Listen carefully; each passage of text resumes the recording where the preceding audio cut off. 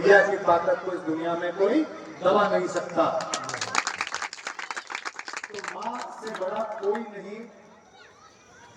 जगत जननी, इस दुनिया को, सृष्टि को चलाने वाली, बुद्धि वृद्धि सिद्धि की महारानी। हमें कुछ भी चाहिए, बल चाहिए, धन चाहिए, मन चाहिए, हमें मां की आवश्यकता पड़ती है और मां ही जननी है। ये जो नवरात्रि इतना पवित्र पावन अवसर और पर्व है, जो मर्यादा संस्कार का एक 9 दिन का उत्सव है, जिसे हम अपनी ऊर्जा और ध्यान और मां मैया को मना करके ऊर्जा प्राप्त करके अपने परिवार, बच्चों के लिए, अपने क्षेत्र के लिए और देश के लिए और विश्व की खुशहाली की कामना करते हैं। आज उनका दिन है। अगर मैं मैया के सामने आपको कुछ संकल्प या कोई बात करना चाहूं, तो मैं ये बताना चाहूंगा आपको कि आज हम सभी को एक तो वो संकल्प लेने हैं कि आप लोग जब जागरणों में जाते हैं तो हमें कुछ चीजों को थोड़ा सा रोकने की क्या आवश्यकता है कि जिस भी जागरण के अंदर हम लोग करते हैं तो वहां पर हमें अपने देवी देवता के कपड़े पहना करके उनको नचाना कभी भी नहीं चाहिए। क्योंकि नाचता कौन है, और जब कोई नाचता है तो हम उसके ऊपर क्या उड़ाते हैं, नोट।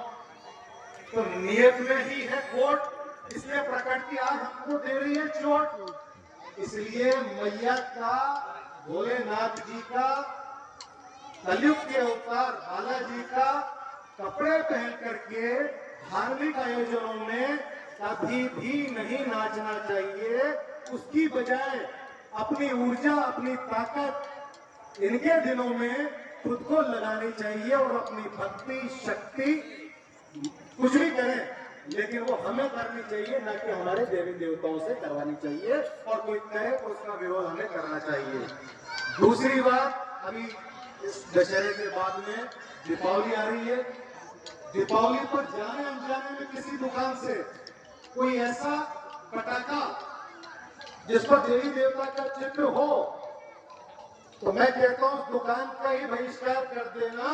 क्योंकि भारत में, आपकी जानकारी के लिए बता रहा हूं, 4 साल लगे थे हमें। एक बम आता था, लक्ष्मी बम, तेज बम, लक्ष्मी बम, 4 साल लगे उसको बैन करवा दिया।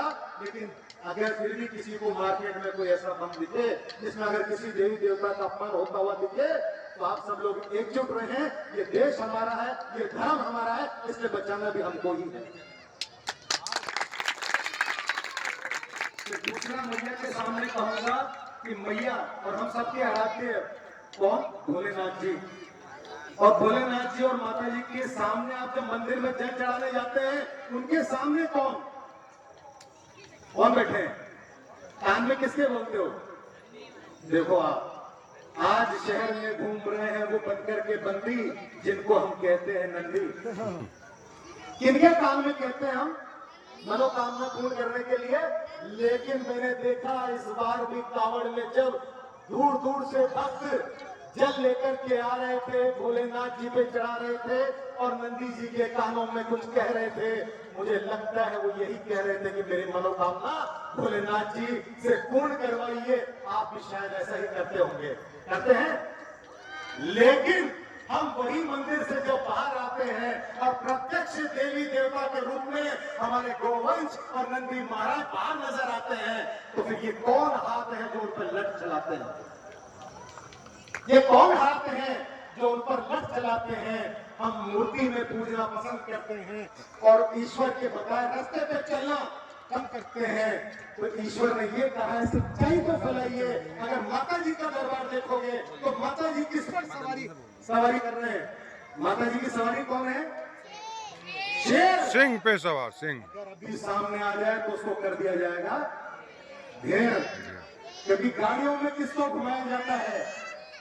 और आज हम कहते क्या है हमारे बच्चों के लिए कि हमारा बेटी हो और बेटा हो तो कैसा हो?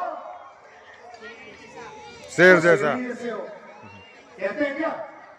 कोई कहता है कि दूसरा किसी का नाम लेता है कि नहीं ना?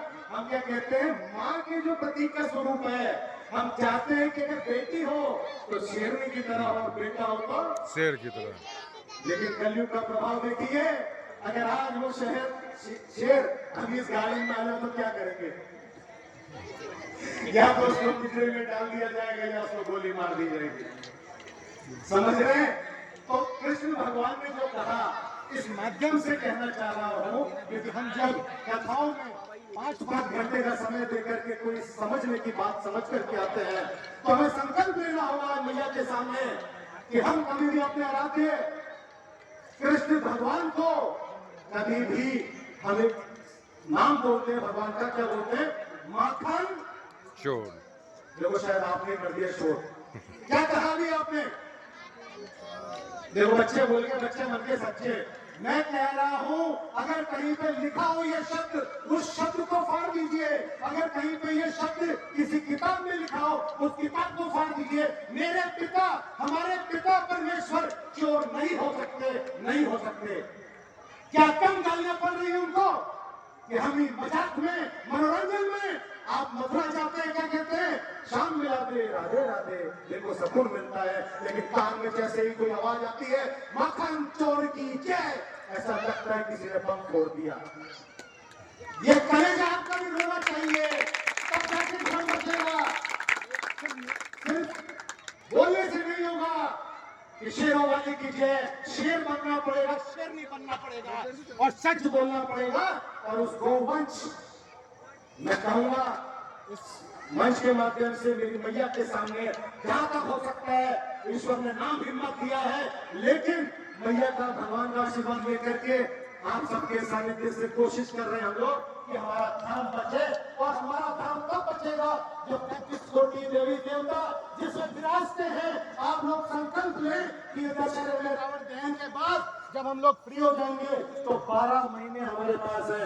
मैं कहता हूं, एक बार संकल्प ले लीजिए कि भारत के अंदर, विश्व के अंदर हमारी गौ कट है, गोवंश कट रहा है। एकमात्र भारत हमारा देश है जहां गौ पूजती है। कौन नहीं हंसता होगा?